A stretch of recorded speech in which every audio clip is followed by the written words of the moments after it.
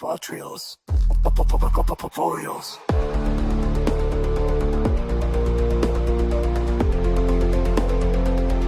Fotocantorios. Revolucionando o conhecimento científico.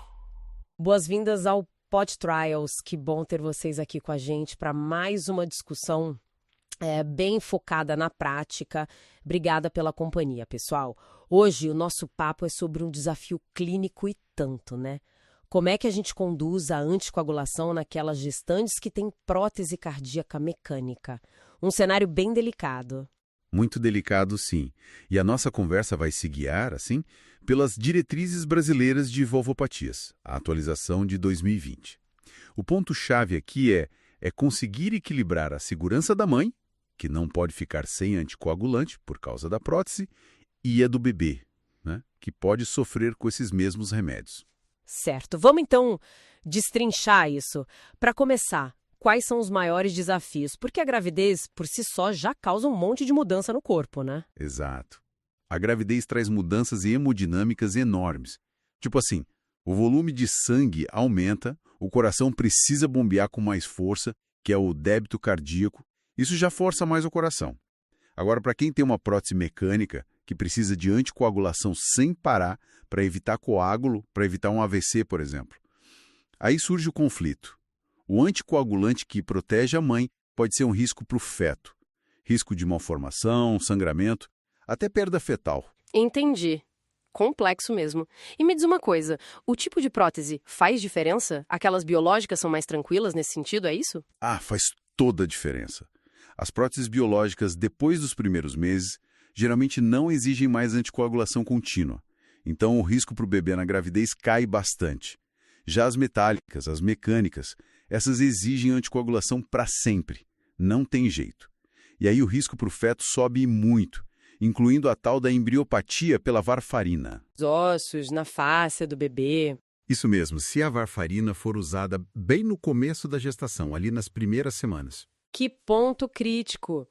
E quais são os anticoagulantes que entram nessa jogada? Tem algum que é proibido mesmo? Fundamental essa pergunta. Os anticoagulantes orais diretos, os DOACs, tipo dabigatrana, rivaroxabana, apixabana, esses são totalmente contraindicados. Para quem tem prótese mecânica, não pode usar. Ponto final. Tem até um estudo grande, o Realign, que mostrou isso claramente. Mais trombose na prótese, mais sangramento com eles. Nossa! Então, o que sobra para a gente usar são a varfarina, que é um clássico, né, age na vitamina K, e as heparinas. Temos a heparina de baixo peso molecular, a HBPM, que é injetável, subcutânea, e a heparina não fracionada, a HNF, que pode ser subcutânea ou até na veia, dependendo do caso. Ok, então o jogo fica entre varfarina e heparinas. E como é que as diretrizes organizam isso ao longo da gravidez? Parece uma dança das cadeiras de medicamentos, né? É quase isso. É uma coreografia, mas bem planejada, tá? Dividida em 5 momentos principais. E olha, sempre precisa de uma equipe junta. Cardiologista, obstetra, às vezes hematologista. O primeiro passo é antes mesmo de engravidar, a pré-concepção. O ideal é conversar sobre os riscos, planejar e diagnosticar a gravidez o quanto antes. Teste de beta-HCG no primeiro sinal de atraso menstrual. Certo, planejamento é chave. Depois vem o primeiro trimestre, ali entre a 6ª e a 12ª semana. Esse é o período mais arriscado da varfarina para o bebê. Então a regra é, confirmou a gravidez antes da 6ª semana, suspende a varfarina e troca por heparina. HBPM ou HNF. E como controla a dose da heparina? Boa pergunta. Para HBPM, a gente usa o exame anti-X, que se lê anti-XA, tá? E para HNF, o TTPA. Agora, tem uma exceção importante. Se a paciente chega já depois da 6ª semana, aí geralmente se mantém a varfarina, mas tem que conversar muito abertamente sobre risco de embriopatia. Entendi. E depois desse período crítico? Aí vem o segundo trimestre, da 12ª até a 36ª semana. Nessa fase, o risco de malformação pela varfarina já é bem menor. Então, o mais comum é voltar para a varfarina. É mais cômodo para a paciente e talvez até mais seguro para a prótese dela. O controle é com o INR, ajustando a dose para manter o sangue no ponto certo. Uhum. E o alvo do INR? Depende da posição da prótese. Se for aórtica, o alvo do INR é 2,5 a 3,0.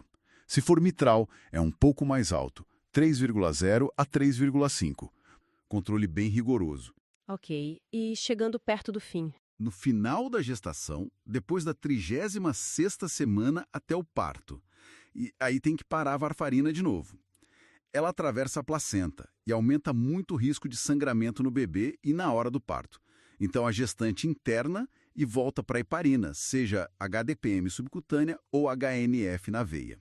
E o parto é planejado, né?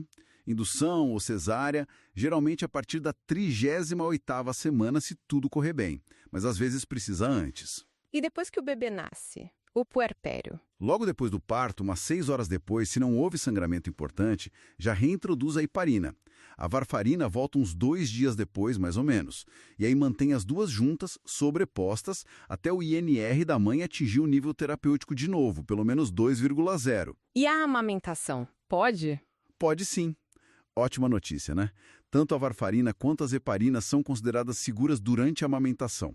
Ufa, é realmente um manejo bem dinâmico, cheio de trocas. Mas e se acontecer o pior? Tipo uma trombose na prótese no meio da gravidez. Dá um frio na espinha só de pensar. É uma emergência gravíssima. E nesses casos, a prioridade número 1, sem discussão, é salvar a vida da mãe. A decisão do que fazer, se vai tentar dissolver o trombo com remédio, que é a trombólise, ou se vai para a cirurgia cardíaca de emergência, é super difícil, tomada ali na hora pelo Heart Team junto com a obstetrícia. Pesa-se os riscos enormes de cada caminho para a mãe e, claro, para o bebê também. Imagino a tensão. E para fechar essa parte mais prática, e a contracepção para essas mulheres, para evitar uma gravidez não planejada nesse cenário de risco? Também exige muito cuidado e conversa com a equipe toda. Métodos como DIU, seja de cobre ou hormonal, geralmente não são a primeira opção. Tem um risco, mesmo que pequeno, de infecção na válvula, a endocardite. Então se prefere métodos só com progesterona ou alguns combinados específicos com estrogênio natural injetável. Mas assim, tem que ser discutido caso a caso. Entendi. Bom, o que fica muito claro é que navegar essa situação toda exige um plano bem detalhado, né? Com monitoramento constante, trocas de medicação na hora certa, equipe afinada, um verdadeiro ato de equilíbrio, como você disse. Exatamente. É um equilíbrio técnico, claro, seguindo as diretrizes à risca. Mas acho que vale a pena a gente pensar também no lado humano disso tudo, né? Para a mulher que passa por isso, é uma jornada de muita ansiedade, muita vigilância, decisões difíceis. O suporte emocional, psicológico, acaba sendo tão importante quanto o manejo clínico perfeito. Excelente ponto para a gente levar para casa e refletir. O cuidado precisa ser integral mesmo. Muito obrigada pela atenção de todos. Esse foi o Pod Trials. Pod. Conhecimento Pod. Trials. Pod. Conhecimento revolucionando conhecimento científico.